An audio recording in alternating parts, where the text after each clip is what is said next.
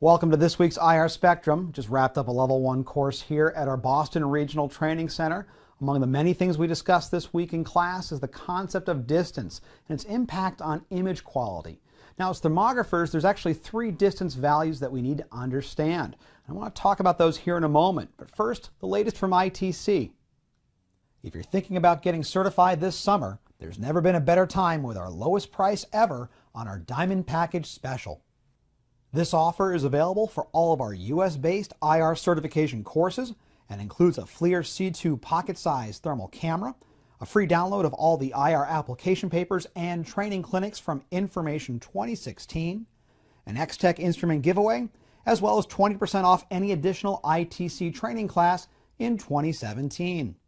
Give us a call at 866-872-4647 and use the discount code EBDITC3 to get 15% off the entire bundle. When it comes to image quality and the accuracy of the temperatures that you're measuring with your thermal imager, distance is right up there in importance after emissivity and reflected temperature. However, with today's modern cameras and software, there are actually 3 distance values that we need to know about: target distance, atmospheric distance, and alignment distance.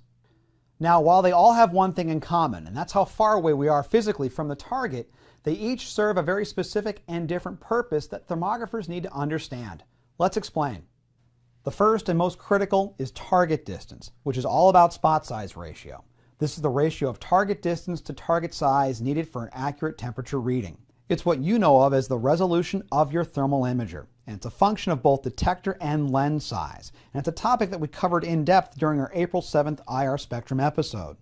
For those of you who have completed your certification training, you know that resolution is fixed, meaning you can't improve or change the resolution of a thermal image once it's been saved.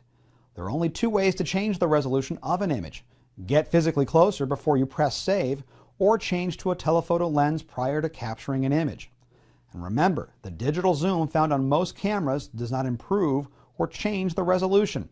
It just electronically magnifies the pixels in the image. The second is atmospheric distance, and that's the impact that the atmosphere and the water vapor contained within has on the infrared radiation actually transmitting through that air.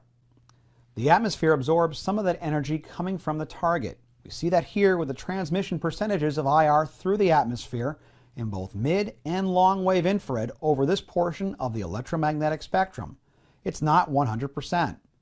So, to get a more accurate temperature reading, you must compensate for this attenuation of infrared radiation, and it's why there are values for distance, air temperature, and relative humidity found in the object parameters of most FLIR infrared cameras, as seen here on this T650, or over here in the FLIR Tools software under the Universal Object Parameters on the right-hand side.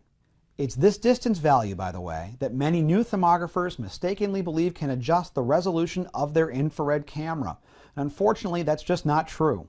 The distance is specific to atmospheric distance, and while it may be the same physical distance from the target, it has nothing to do with improving your spot size ratio. Finally, alignment distance is all about MSX, and that stands for multispectral dynamic imaging. It's a feature found on many FLIR infrared cameras, and what it does is it combines the infrared and visible light feeds into one image, giving you better detail on objects. MSX enhances the image, overlaying elements of the visible light data onto the infrared image to provide better contrast. It helps thermographers more easily identify features such as equipment labels and other physical elements not normally seen in the infrared spectrum alone. MSX alignment distance is found on imagers such as the FLIR E8, the C2, or the FLIR 1, which have fixed focus lenses, meaning a thermal image is always in focus. This distance value is there to correct for the parallax created when we have 2 different lenses with 2 different fields of view located on distinctly different planes. Adjusting this distance value corrects for any offset that may be seen between the infrared image and the visual overlay that's provided with the MSX feature. So there you have it, the 3 definitions for distance. If you want to learn more about that and image quality in general, perhaps consider one of our Level 1 infrared certification courses.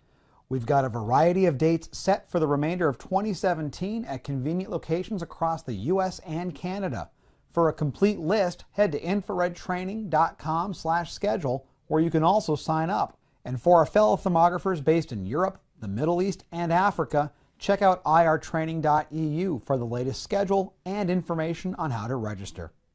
All right, that'll do it for this week's Infrared Spectrum episode. Hopefully we answered some of the questions that you might have regarding distance and how it relates to image quality.